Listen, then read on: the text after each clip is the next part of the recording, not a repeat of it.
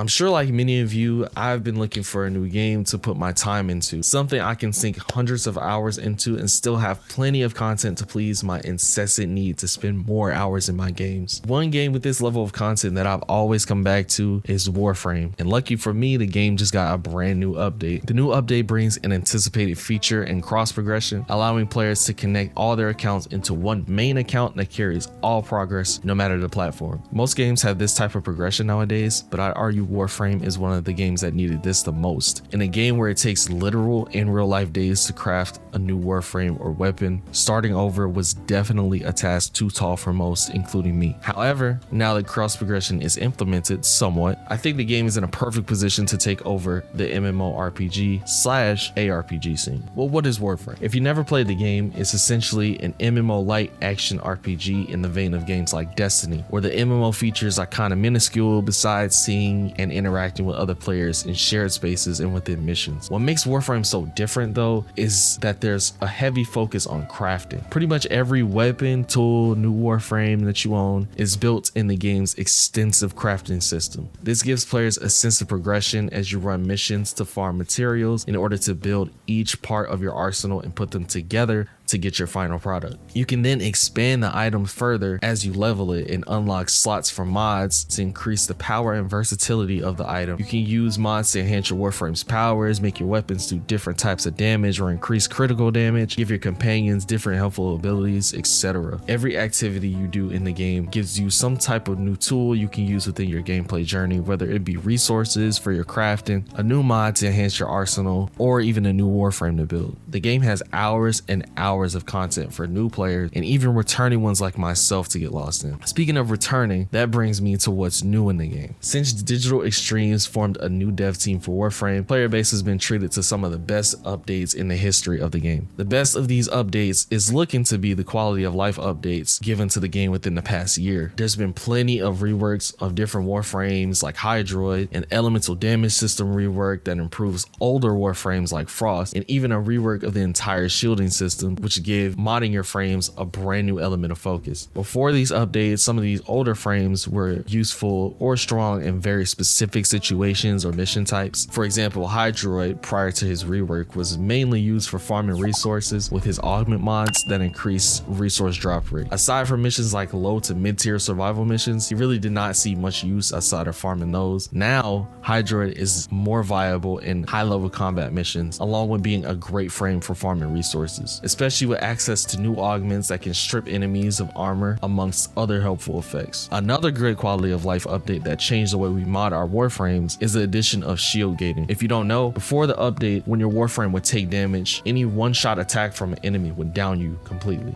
eating through both your shields and your health. Now, with the shield gating update, you take that same one-shot attack. That one-shot attack has to destroy your frame's shields first before it can get to its health. After your shield is fully depleted, you'll become invulnerable for a few seconds. Then enemies can damage your health. This shield gating effect gave players the ability to utilize squishy Warframes and mod them to allow shield gating to counteract some of that squishiness. For example, you have a frame like Mag, who's very fragile, with her health being on the low end of the spectrum, but her abilities restore her shields. So, once her shields break and she becomes invincible, she can instantly bring those shields back so enemies can bring them back down to 0, and the cycle repeats itself, making her able to tank. That update in and of itself provided the game with way more depth in the modding system, in conjunction with the various quality of life updates that have improved the player experience significantly. Apart from those quality of life updates and new Prime Warframe additions, the newest update, Whispers in the Walls, has given us a brand new cinematic questline, new tile set, new enemy faction, a new weapon type, and most importantly, the implementation of cross progression. See, the inherent problem with Warframe in the days before this update was that the player base was essentially split by what platform they were on. So PC got the updates to the game first, and then they would trickle down months later to consoles, and if you made an account on one platform, platform, you have the extremely daunting task of starting all over. Now, Digital Extremes has been doing a great job of breaking down that system to where all updates arrive on every platform at the same time now, and that allows cross progression to work effectively without leaving any one platform in the dark in terms of content. As of right now, Digital Extremes is slowly rolling out the cross progression option to all players in waves to ensure that everything works properly, and so far everything has worked completely fine for me. I was able to get access in late December and merged my PlayStation account with my PC account and got all my items, mods, everything working on my PC just fine. So it seems as though everything will work out for them to fully release it sooner rather than later. Once it's fully implemented, I wholeheartedly believe that more people will come back to the game, and even new players might give the game a shot, with both cross progression and crossplay being huge factors in taking the game to the next level. On top of cross progression, Whispers in the Walls give us a new cinematic story quest centering around the being known as the Men in the Wall,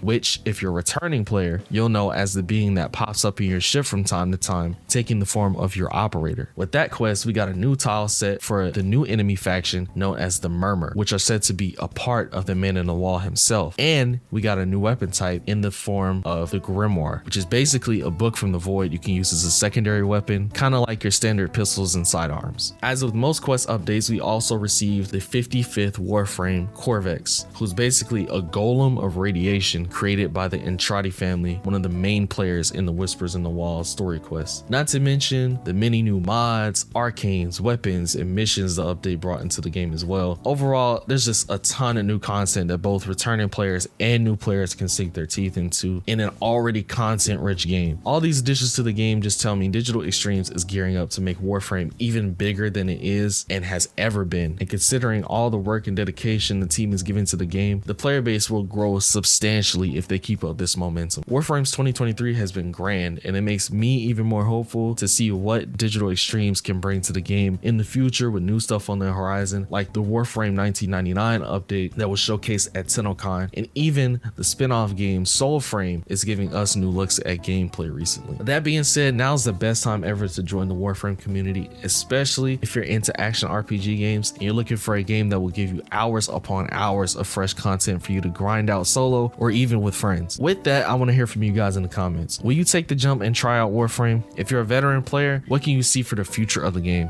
Let me know down in the comments below, and I'll see you guys in the next video.